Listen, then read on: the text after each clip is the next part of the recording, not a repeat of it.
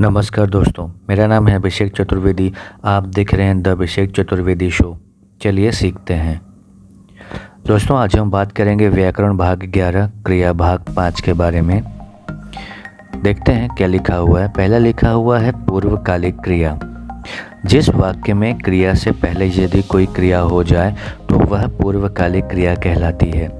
दूसरे शब्दों में हम बात करें, जब कर्ता एक क्रिया समाप्त कर उसी क्षण दूसरी क्रिया में प्रवृत्ति होता है तब पहली क्रिया पूर्वकालिक क्रिया कहलाती है। जैसे पुजारी ने नहाकर पूजा की, राखी ने घर पहुंचकर फ़ोन किया।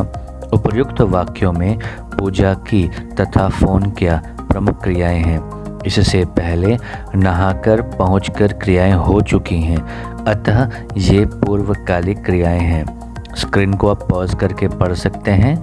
दोस्तों, अब आगे बढ़ते हैं, देखते हैं यहाँ पे क्या लिखा हुआ है। पूर्वकालिक का शाब्दिक अर्थ क्या होता है, देखते हैं। अर्थ है पहले समय में हुई। पूर्वकालिक क्रिया मूल रूप से कर अथवा करके लगाकर बनाई जाती है।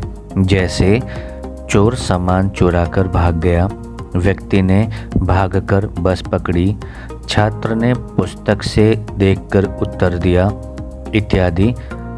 आप स्क्रीन को पॉज कीजिए, देखिए, पढ़िए। अब आगे बढ़ते हैं मूल क्रिया के पास। मूल क्रिया क्या होता है?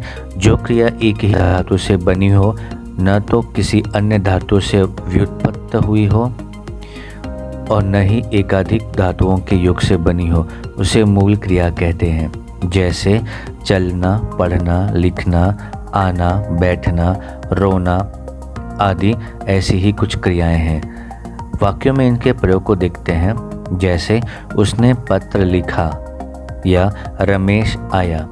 अब आगे देखते हैं, यहाँ पे दूसरा है हमारा नामिक क्रिया। देखते हैं यहाँ पे क्या लिखा हुआ है। संज्ञा, विशेषण आदि शब्दों के आगे लगाने से बनी क्रिया को नामिक क्रिया कहते हैं। जैसे दिखाई देना, दाखिल होना, सुनाई पड़ना आदि धातुओं के रूप में देना, होना, पढ़ना आदि क्रियाएं हैं। इसे मिश्र क्रिया भी कहते हैं। ये बहुत इंपॉर्टेंट लाइन है, आप पढ़ लीजिएगा। इसे ही मिश्र क्रिया भी कहा जाता है। अब आगे देखते हैं, यहाँ पे लिखा हुआ है समस्त क्रिया क्या होती है, देखते हैं। जो क्रिया दो धातुओं के योग से संपन्न हो तथा जिनमें दो धातुओं का अर्थ बना रहे, उसे समस्त क्रिया कहते हैं। जैसे खेल कूद, उठ बैठ, चल फिर, मार पीट इत्यादि। आगे देखते हैं, यहाँ पे लिखा हुआ है सामान्य क्रिया क्या होता है।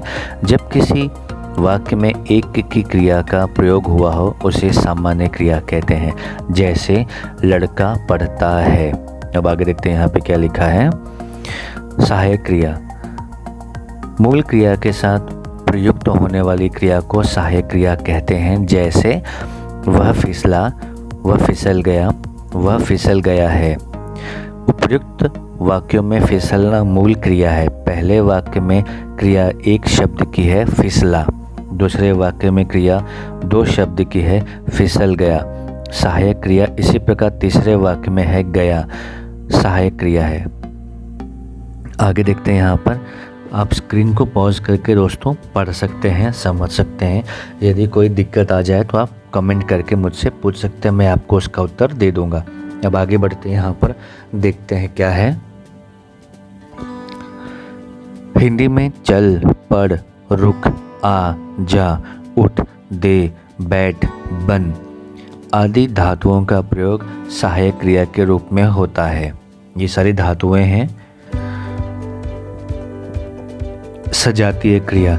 जब कुछ अकर्मक और सकर्मक क्रियाओं के साथ उनके धातु की बनी भाववाचक संज्ञा के प्रयोग को ही सजातीय क्रिया कहते हैं। जैसे भारत ने लड़ाई लड़ी, हमने खाना खाया, वह अच्छी लिखाई लिख रहा है इत्यादि। आप सारे के सारे स्क्रीन को पॉज करके आप पढ़ सकते हैं आराम से। यदि कोई दिक्कत आती है तो आप पूछिए।